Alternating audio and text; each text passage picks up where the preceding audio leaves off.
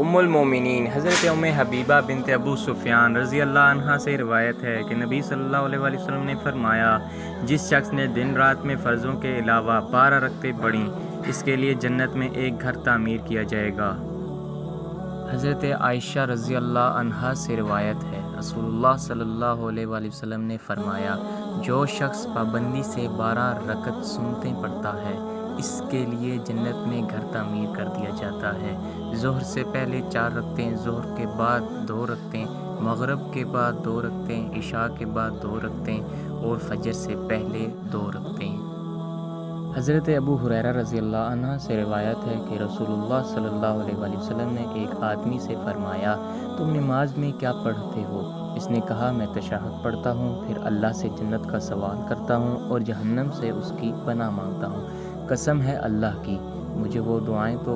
آتی نہیں جو آپ آہستہ آہستہ پڑھتے ہیں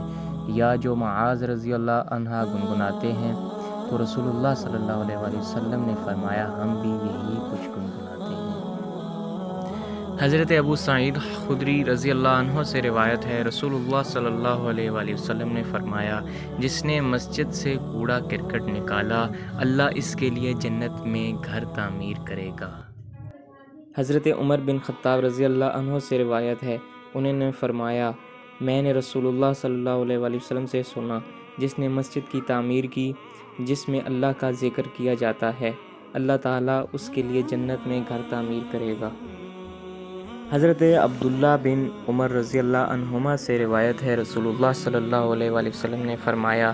جو شخص 12 برس تک اذان دیتا ہے، اس کے لیے جنت واجب ہو جاتی ہے اور اس کے لیے روزانہ اذان کے عوض 60 نیکیاں لکھی جاتی ہیں اور ہر اقامت کے عوض 30 نیکیاں لکھی جاتی ہیں۔